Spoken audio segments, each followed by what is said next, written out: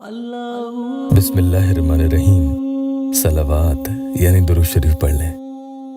किसी सरकश यानी बड़े घमंडी इंसान पर काबू पाने के लिए उसको अपने इशारों पर नचाना हो, जैसे अपने महबूब, शौहर, बीवी या किसी और के लिए भी अमल किया जा सकता है।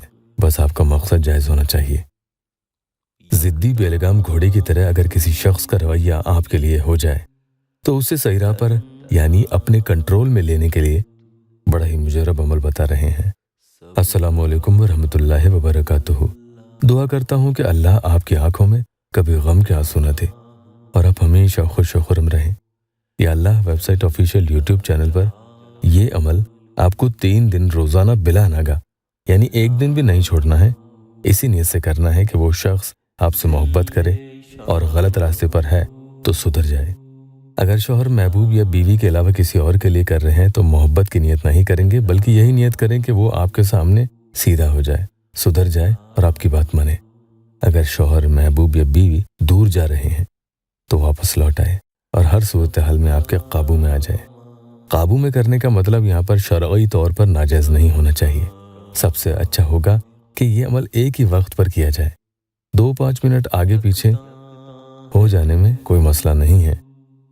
आमिल बताते हैं कि एक ही वक्त पर रोज़ाना जिस किसी ने किसी दूसरे इंसान को सरकशी ख़त्म और अपने ऊपर गालिब होने से रोकने के लिए ये अमल पढ़ा तो वो उसका आप पर हावी होना ही नहीं ख़त्म होगा, बल्कि जो जो नाफरमानियाँ आपकी उसने की है वो सब नाफरमानियाँ और बुरी आदतें उसकी ख़त्म होती चली जाती हैं। यही नहीं, उसे अपने किए हर गलत सलूक का आपके सामने एहसास होगा।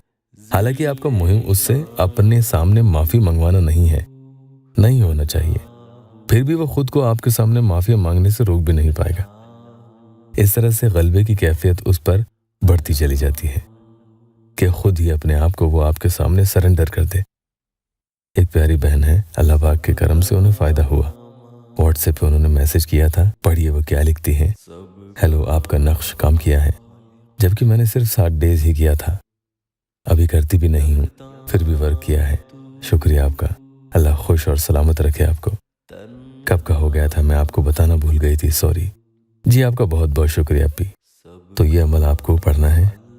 सखिर लना कुल्ला शैइन या मन बियदिहिल मलकूतु कुल्ला शैइन। अमल में इस बात का भी ध्यान रखना कि किसी भी नाजायज़ बात को मनवाने के लिए हरगिज़ नहीं पढ़ना। ये चैनल सिर्फ ज़रूरतमंद, मजबूर मेरे बहन भाइयों की इमदाद के लिए है। आपको पढ़ते वक्त सामने वाले का ख्याल करना है, तसव्वुर करते हुए, उसके बारे में सोचते हुए जो जो सलूक उसने आपके साथ किए हैं, जो ज़िदें आप पर थोपी हैं, वो सब उसकी बातें आप सोचेंगे और फिर आपको ये वजीफ़ा 21 टाइम्स यानी 21 दफ़ा पढ़ना है। किसी के जुल्म से आप परेशान हैं तो उसके बारे में सोचते हुए पढ़ें।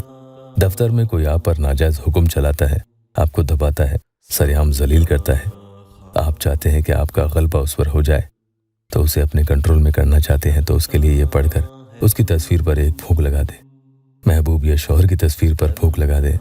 उसके बाद आपको ये पढ़ना है, या अजीज़ो ज़ामिन शिफा दे। ज़ामिन फ़कत अल्लाह ताला ही है जो शिफा देगा। वो आपका मुहिम, वो मुश्किल फ़ौरन ख़त्म हो जाती है।